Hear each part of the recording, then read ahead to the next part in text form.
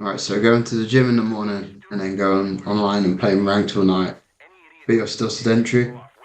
If you game, this might sound familiar. You finish work at a normal time and jump on the line at about 7. You've done your steps, maybe you've even trained earlier in the day.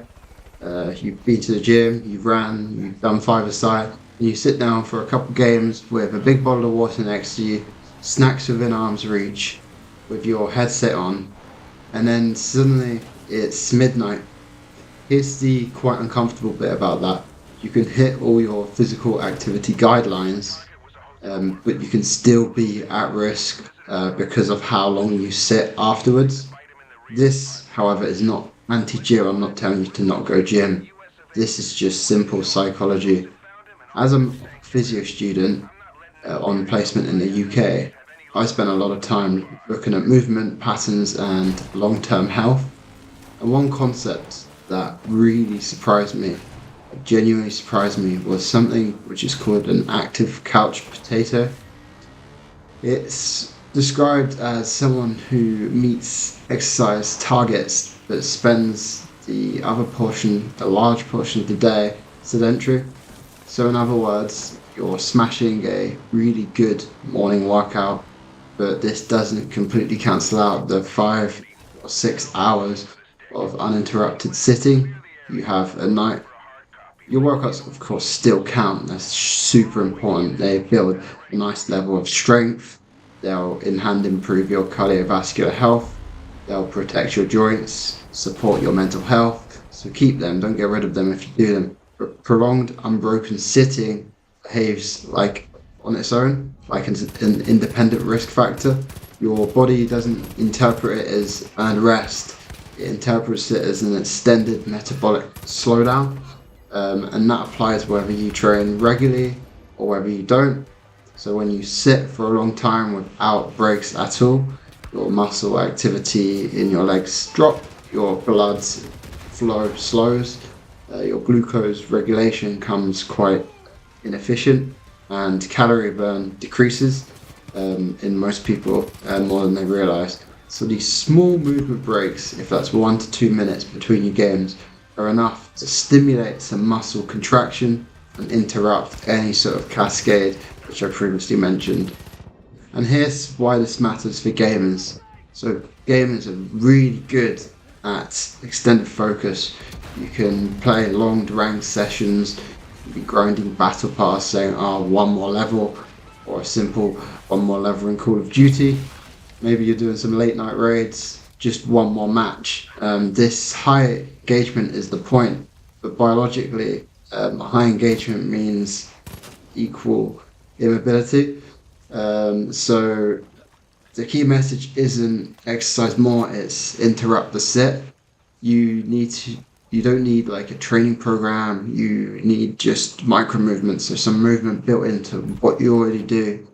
Think of it like a passive buff, so you get a 10% increase if you run in the background while you play. So every time you queue up for a match, just walk around the kitchen, stretch your hip flexors, maybe roll your shoulders like this. If you're feeling bad, do some bodyweight squats. 2 minutes is all you need, and that's probably a similar time to matchmaking anyways. Use these agent select or loading screens as almost a mobility window instead of using it as dead time. You could even set a subtle vibration on your phone every hour, and you could treat it like a reset cue to stand up, go around your chair, shake your legs a bit, and just reset your posture, and then go and sit back down. If you're competitive and you like the data, track your longest uninterrupted sitting streak and try not to beat it next session. So you can pretty much optimize your loadout and track your KD ratio, but you're tracking movement breaks. So this is not, like I said, anti-gym. This is me telling you to keep training. If you don't, this is a completely separate conversation to both points. Point is literally in the middle. Exercise and sedentary behavior are related, but they're independent.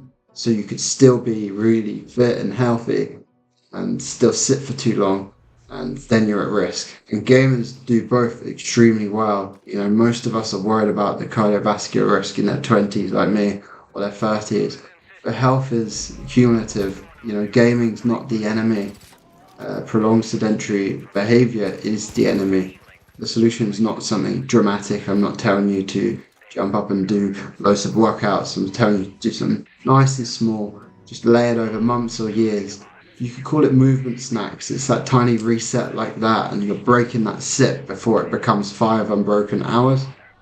I'm also running this as an experiment during my placement. So between every game or every hour I'm sitting at the computer, I'm going to stand up and move just a tiny bit. Nothing crazy, no shift of movement too much, just an interruption. If you try it, just notice what changes. Maybe you're less stiff, maybe you got better focus or energy, or less back discomfort, because it could help that, definitely. So optimizing performance shouldn't stop at that refresh rate or your DPI. Your body is part of the same setup. If we can min-max our builds in the game, then we can min-max our health. So we got to get that right. But my cue's popped, so I need to stand up before I can play the game.